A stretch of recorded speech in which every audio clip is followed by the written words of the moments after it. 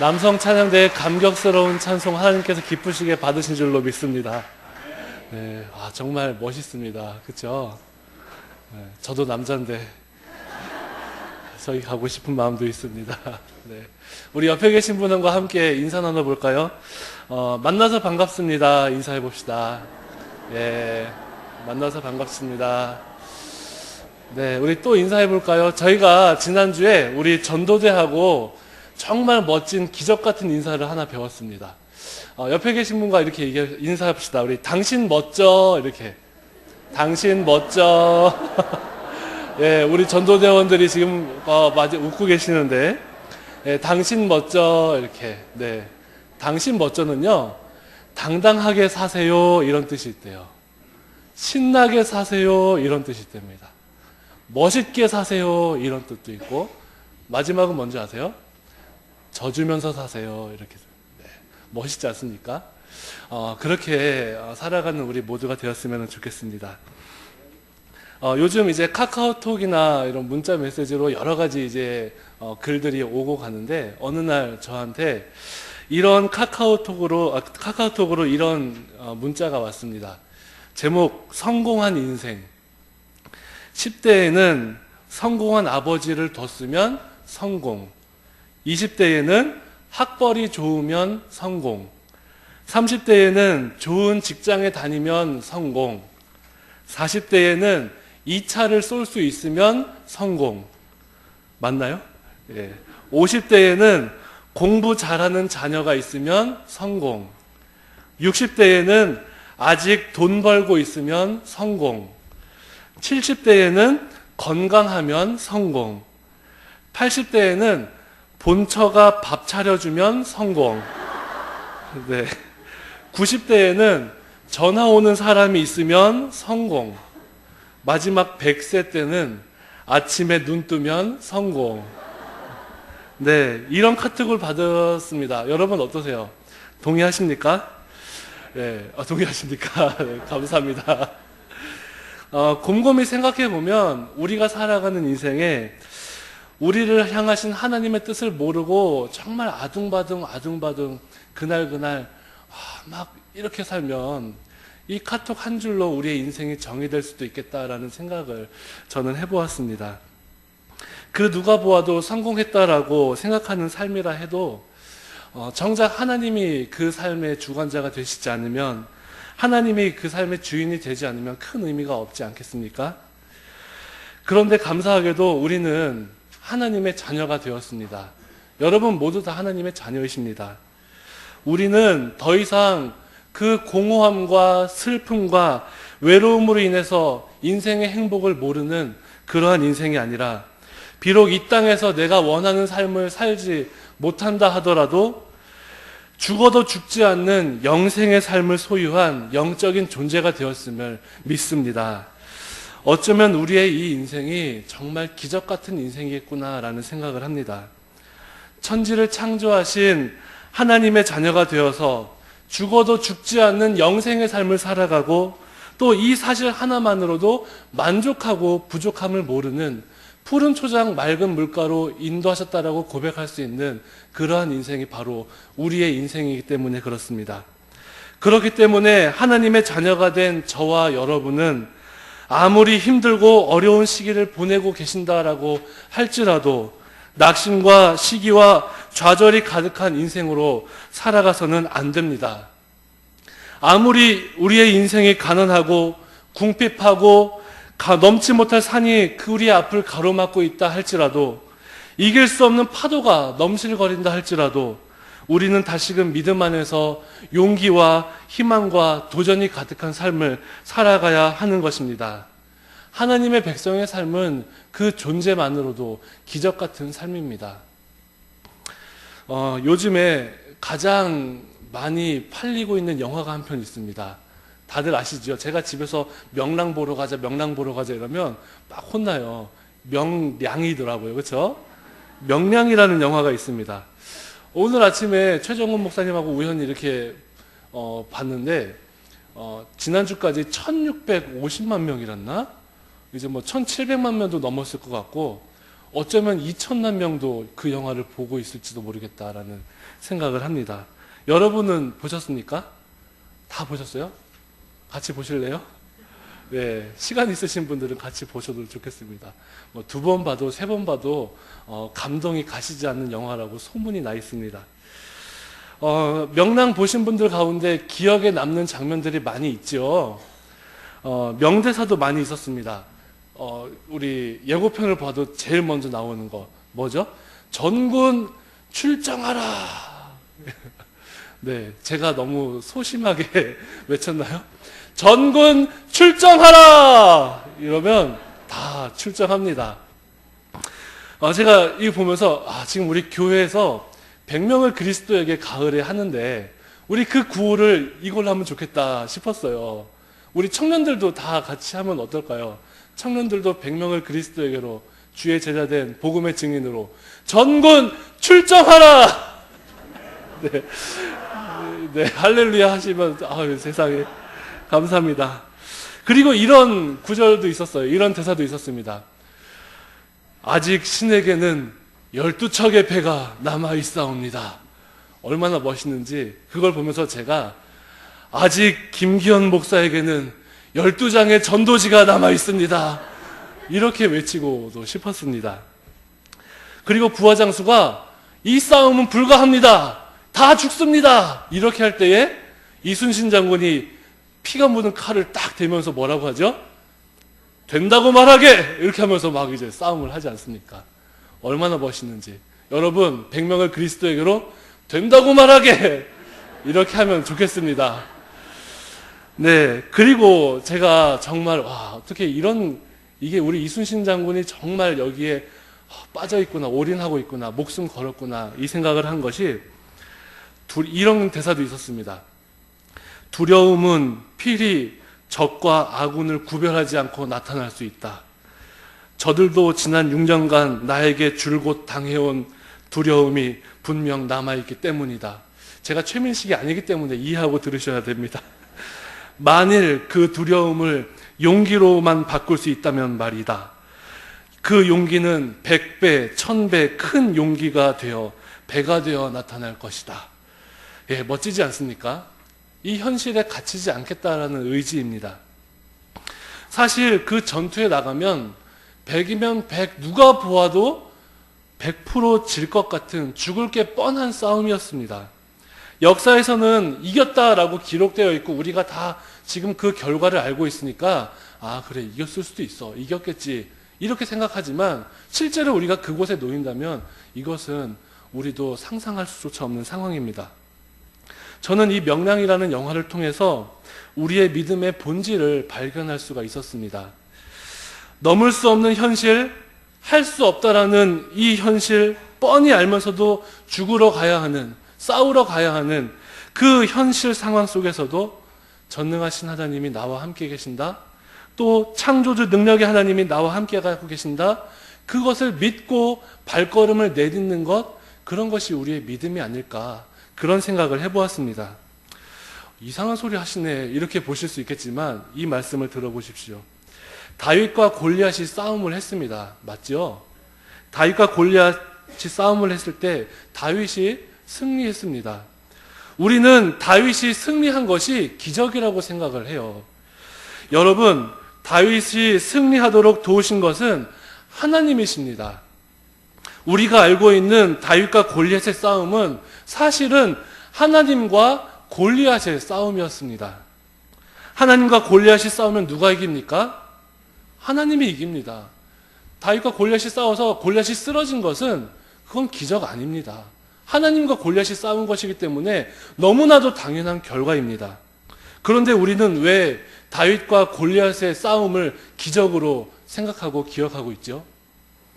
사무엘상 17장 45절 여러분 다 아시는 말씀입니다.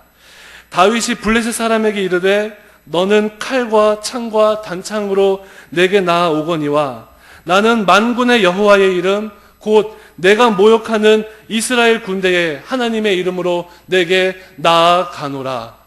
하나님이 싸우셔서 이긴 것이 기적이 아니라 창과 칼을 가지고 오는데 총과 탱크로 싸우는 것은 기적이 아닙니다. 바로 전능하신 하나님, 창조주 하나님, 능력의 하나님이 나와 함께하고 계신다. 담대하게 믿고 나가는 그 발걸음을 떼는 다윗의 결단, 다윗의 용기, 이것이 우리에겐 기적입니다. 여러분, 우리의 인생이 넘지 못할 산들이 많이 있는 것처럼 보이지만 그때에 하나님은 우리와 늘 함께 하시고 우리와 싸우실 때에 하나님은 늘 승리하십니다. 기적은 우리가 그 하나님을 믿고 넘을 수 없는 산이라 할지라도 발걸음을 떼는 것이 기적입니다.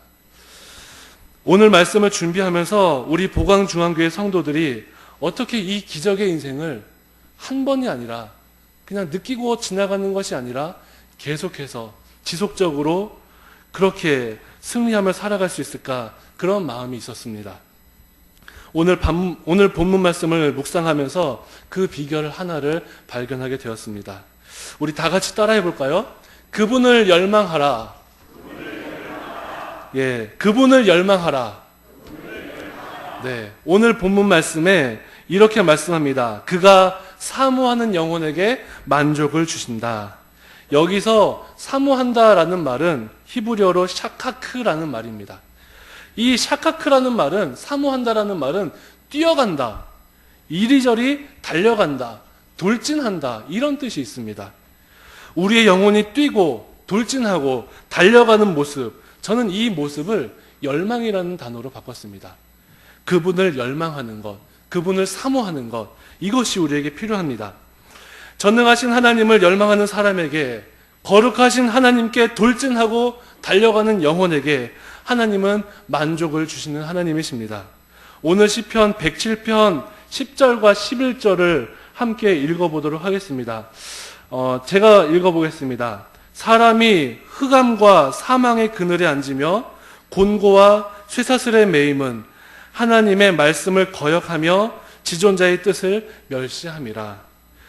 사람이 흑암과 사망의 그늘에 놓이는 이유가 하나님의 말씀을 거역하고 지존자의 뜻을 멸시하기 때문이라.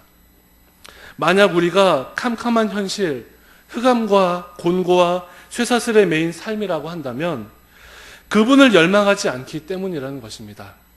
말씀을 거역하고 그분의 마음을 따라서 달려가고 있지 않다. 하나님의 거룩하심을 사모하지 않기 때문이라는 것입니다. 그분을 열망하는 대신에 내 욕심의 열망을 따라 걸어가고 있다는 것입니다. 내 직장과 내 학교, 또 자격증, 친구, 이성, 이 세상이 원하는 것, 이 세상이 요구하는 것에 열망하고 살아가고 있기 때문이다. 아무리 가져도 만족이 없는 그것을 열망하고 있기 때문이다. 실제로 그렇게 열심히 사는 사람도 많지 않습니다. 그럼에도 아무리 열심히 살아도 내 삶은 왜 이리 캄캄하지? 내 삶은 왜 이렇게 답답하지? 성경은 우리에게 이것을 알려주고 있습니다. 오늘날 대부분의 사람이 자신이 열망하는 것을 위해서 살아갑니다. 하나님께 소망을 두고 그분의 인자하심을 바라보고 그분의 뜻대로 살아가는 대신에 내 옆에 있는 아무개보다 더 많이 받는 직장, 더 좋은 옷을 입어야 하고요, 더 좋은 차를 타야 마음이 편안합니다. 초등학생 아이들도 너희 집은 방이 몇 개니? 너희 집은 몇 평이니? 그렇게 이야기하고 살아가는 세상입니다. 우리나라가 OECD 국가 중에 자살률이 1위라는 것입니다. 40분에 1명씩 자살을 하고 2위와는 2배나 차이가 난다고 합니다. 이 하나님이 없는 삶을 열망하고 살아가는 이 가치관, 무엇이 옳습니까? 물론 어떤 분들은 열망하는 삶을 누리고도 살아가세요. 혹시 여기 그런 분들이 계신다면 말씀해 주시기를 바랍니다. 정말 많은 사람들이 원하는 그러한 것들이 우리의 삶에 만족을 주던가요? 여기 은퇴한 우리 어르신들도 많이 계시지만, 안정된 삶을 살고 계신 여러분들도 계시지만, 그 안정된 삶이 우리에게 만족을 주시던니까? 적어도 제가 생각할 때는 아닌 것 같습니다. 많은 분들을 만나면서 뵐 때에 그 많은 분들의 삶의 어려움, 또 고민, 그 영혼의 갈급함은 빈부귀천을 떠나지 않습니다. 모든 사람이 다 똑같이 하나님을 향해서 갈급한 마음을 가지고 있습니다. 세상의 부귀영화를 누리던 솔로몬은 이러한 인생을 바라보면서 헛되고 헛되며 헛되고 헛되다라고 말합니다. 전도서를 솔로몬이 썼습니다. 그 솔로몬이 전도서의 마지막을 이렇게 기록합니다. 일의 결국을 다 들었으니 하나님을 경외하고 그의 명령들을 지킬지어다. 이것이 모든 사람의 본분이니라. 하나님은 모든 행위와 모든 은밀한 일을 선악간에 심판하시리라. 아멘. 여러분, 내 욕망과 내 욕심을 따라 살지 않고 하나님께 소망을 두고 전력 질주하며 힘찬 발걸음으로 뛰는 우리 모든 보강중앙교회 성도님들이 되시기를 주님의 이름으로 간곡히 부탁을 드립니다. 우리가 왜 그분을 열망하는 삶을 살아야 하는지, 우리가 왜 그분을 열망해야 하는지 여러분 아십니까? 오늘 성경에 사모하는 영혼에게 무엇을 주신다라고 하지요? 만족을 주신다. 이 만족이라는 단어의 뜻이 이렇다라고 해요. 포식하다. 우리가 음식을 먹을 때 포식하다. 또 충만하다. 배불리 먹었다. 이런 뜻이 있습니다. 우리의 영혼에 만족함을 주신다. 내가 배불리 먹었다. 이런 뜻이라는 것입니다. 여러분, 배가 고플 때는 이 1,000원짜리 빵 한 조각도 너무너무 먹고 싶고 간절하죠. 1,000원짜리 빵 한 조각을 딱 보고 배고파. 어제 저녁, 오늘 아침, 점심 못 먹었는데 너무너무 먹고 싶은 거예요. 그런데 만약에 여러분이 뷔페에서 1시간 동안 음식을 먹었다라고 합시다.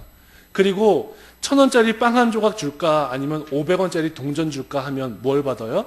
500원짜리 동전을 받는 거예요.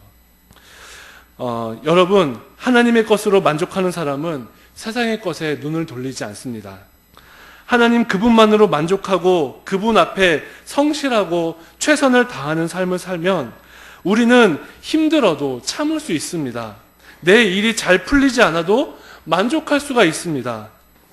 여러분이 받은 성적표 하나에 내가 받은 월급 봉투에 얼마가 들어있는지에 그것에 연연하지 않는 것입니다. 내 통장에 찍히는 월급의 액수에 흔들리지 않습니다. 사업이 조금 잘 안 되어도 지금의 내 삶과 내 현재에 감사할 수가 있고 자족할 수가 있습니다. 바울은 이것을 이렇게 고백합니다. 내가 궁핍함으로 말하는 것이 아니니라. 어떠한 형편에든지 나는 자족하기를 배웠노니 나는 비천에 처할 줄도 알고 풍부에 처할 줄도 알아. 모든 일, 곧 배부름과 배고픔과 풍부와 궁핍에도 처할 줄 아는 일체의 비결을 배웠노라. 사랑하는 우리 보강중앙교회 성도 여러분, 여러분의 삶이 하나님으로 열망함으로 말미암아, 우리의 주님을 열망함으로 말미암아 만족하기를 원하십니까? 여러분의 삶이 진정 가치 있는 삶이 되기를 원하십니까? 그 가치 있는 삶에는 좋은 직장이 충분 조건이 될 수가 없습니다. 여러분이 가지고 있는 통장에 많은 재정도 충분 조건이 될 수가 없습니다. 하나님이 원하시고 하나님께 만족한 그 열망하는 삶에는 우리가 원하는 좋은 학교의 졸업장, 또 이 시대가 추구하는 흠없는 외모, 좋은 직장, 이런 것들이 필요가 없습니다. 우리의 삶을 가치 있게 하기 위해서 몇 가지가 필요한데, 첫 번째로 이 세상 속에 거룩함이 필요합니다. 영적인 자존심을 굽히지 않는 삶이 필요합니다. 사탄은 우리의 자존감을 떨어뜨리기 위해서 지금도 우리를 공격하지요. 죄 없는 사람, 실수 없는 사람이 이 세상에 있습니까? 이 세상에 없습니다. 그때마다 우리가 연약한 모습으로 우리가 이 세상에서 실수할 때마다 거룩하신 하나님 앞에 나아가야 하는데, 사단 마귀는 이것을 못하게 하는 것입니다.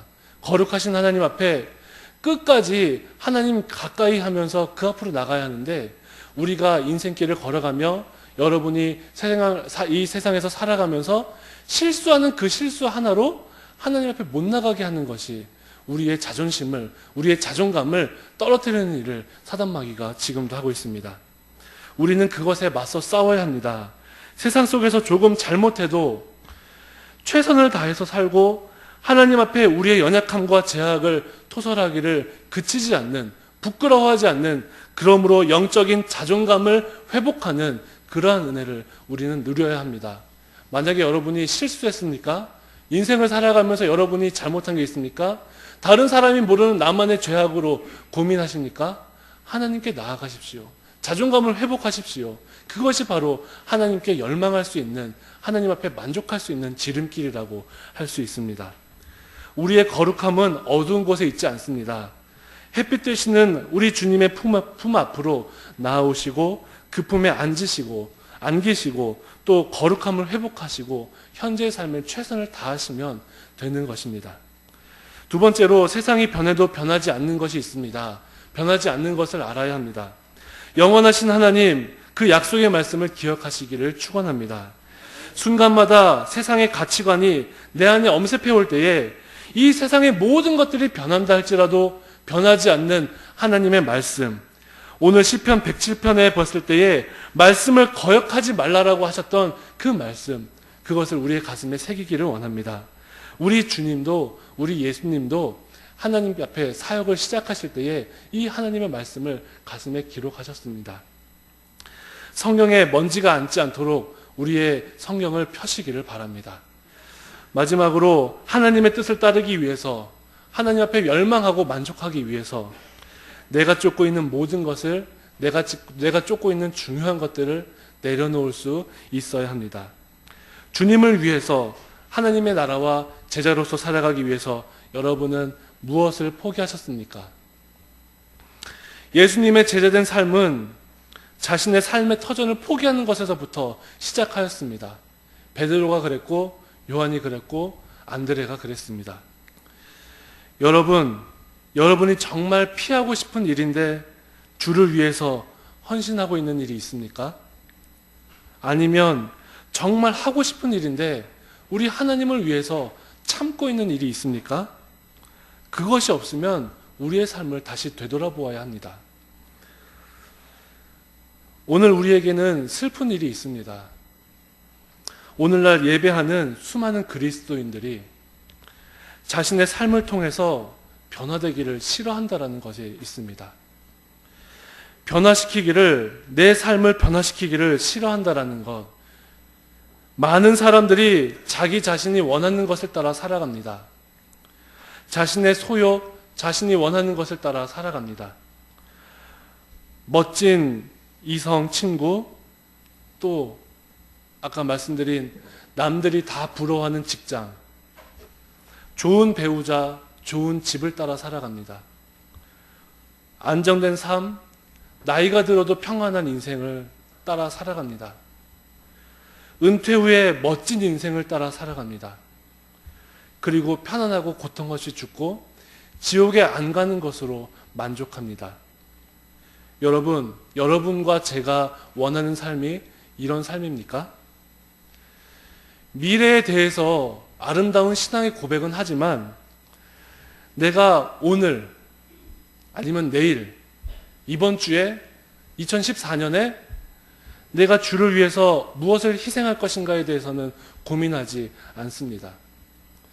이것이 우리의 인생의 전부라고 한다면 이건 정말 슬픈 일입니다. 말씀을 준비하면서 한 얼굴이 계속 떠올랐습니다. 여러분도 모두 다 알고 계신 분입니다. 적지 않은 나이에 우리가 원하는 단란한 가정을 이루지도 못한 분이었습니다. 그분은 보광동에서 작은 가게를 하셨습니다. 하지만 많은 사람들이 부러워하는 그런 부유한 삶도 살지 않았습니다. 그런데 하나님께서는 그분에게 하나님을 열망하는 마음을 주셨습니다. 그리고 주님의 마음을 향하여서 달려가셨습니다. 여러분 많이들 다 아실 겁니다. 지금은 우리 천국에 계시는 우리 조두현 집사님이 말씀을 준비하면서 계속 떠올랐습니다.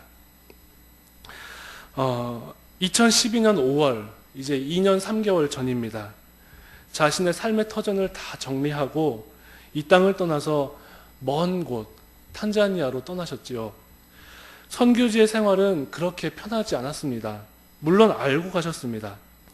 외롭고 말이 통하지 않는 환경, 그분이 가지고 있던 기술, 미용봉사나 침술봉사, 그리고 어떤 사역도 가리지 않고 선교지의 영혼들을 위해서 마음껏 봉사하기를 원하신 분이었습니다. 그런데 모두가 다 아시다시피 작년 겨울에 갑자기 심장이 좋아지지 않아서 귀국하셨지요. 그리고 채 2달을 지내지 못하고 하나님 품에 안기셨습니다. 지난번 찬송도와 우리가 오후에 한번 했었는데, 물 위에 생명줄 던지어라, 누가 저 사람 구원하랴. 우리 조디언 집사님이 가장 좋아하시던 찬송이었고 신방 때마다 함께 불렀습니다. 흔히 세상이 말하는 화려한 삶이 아닙니다. 독신이었고 또 귀국 후에 거처할 방 한 칸이 없었던 그러한 집사님이셨습니다. 그리고 하나님을 위해서 모든 것을 드렸던 분입니다. 영혼을 사랑하고 섬기기 위해서 좁은 길을 떠나셨습니다. 하나님은 그분에게 하늘의 거처를 예비해 주셨습니다. 여러분에게 묻고 싶습니다. 여러분, 이러한 인생이 슬픈 인생입니까? 이것이 슬픕니까?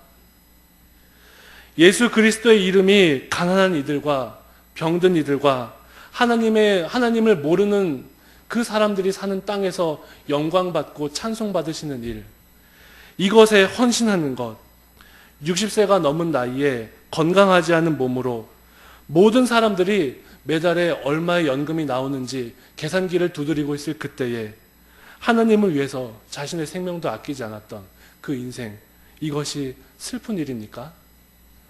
아닙니다. 여러분, 이것은 슬픈 인생이 아닙니다. 제가 지난주에 블로그에서 광고를 하나 보았습니다. 그런데 이 광고가 비극이고 이 광고가 슬픈 일입니다. 제가 잠시 읽어드리겠습니다. 은퇴 준비에 대한 고민, 이제 은퇴자 마을인 땡땡땡 시티에서 해결하세요. 그동안 힘들게 경제적인 활동을 하다가 사회 일선에서 은퇴하게 되면 누구나 걱정을 하죠. 누구나 상상하고 꿈꿔오던 은퇴 후 삶의 모습을 재현할 수 있게 되었습니다. 바로 그 해답은 대한민국 최초로 리조트형 은퇴자 마을인 땡땡땡 시티입니다. 이 은퇴자 마을은 43만 평에 실버타운 400가구, 온천, 호텔, 스파 리조트 6,000평, 콘도 250실과 함께 18개의 홀의 골프장과 골프 펜션 150가구, 테라스 펜션 99동이 들어서게 됩니다. 물론 온천 휴양 병원을 포함해서 대형 할인마트, 아울렛, 승마장, 산림욕장 등 3천억을 투자해서 완성이 됩니다. 여러분, 이것이 비극입니다. 수천억의 돈으로 우리에게 나이가 많고 세월이 흘러간다라는 이유로 골프와 온천을 동경하게 하는 이러한 것이 비극입니다. 질병에 대한 두려움을 보장해 주겠다라고, 천국은 보장하지 못하고 이 질병만 보장하겠다라고 하는, 여러분이 가진 모든 것을 스파와 온천과 골프에 쏟아 넣어라. 이것이 우리에게는 비극입니다. 예수 그리스도의 이름이 여러분과 우리의 삶을 통하여서, 저와 여러분을 통해서 영광 받으시기를 원합니다. 빌립보서 3장은 이렇게 말합니다. 우리의 시민권은 하늘에 있는지라 거기로부터 구원하는 자 곧 주 예수를 기다리더니 그는 만물을 자기에게 복종하게 하실 수 있는 자의 역사로 우리의 낮은 몸을 자기 영광의 몸의 형체와 같이 변하게 하시리라. 이것이 우리에게 약속의 말씀입니다. 여러분, 이제 우리는 우리가 원하지 않는 삶을 향하여서 나아가셔야 합니다. 포기해야 하고 감내해야 하고 참아야 하고 할 수 없는 일도 할 때가 있어야 합니다. 넉넉한 연금, 좋은 집, 좋은 이웃, 멋진 골프장, 온천, 이것이 우리 하나님 앞에 설 때의 마지막 우리의 모습이 아니기를 원합니다. 말씀의 결론을 맺겠습니다. 하나님께서 우리에게 인생에게 행하신 그 기적을 찬양하십시오. 카카오톡의 씁쓸한 메시지가 우리의 삶이 아니기를 원합니다. 영적인 자존감을 포기하고 굴복하면서 살아가지 말기를 원합니다. 변치 않는 하나님의 말씀 앞에 흔들리지 않기를 원합니다. 내가 원하는 삶보다 하나님이 원하시는 삶이 무엇인지 고민하고 결단하는 우리 모두가 되기를 원합니다.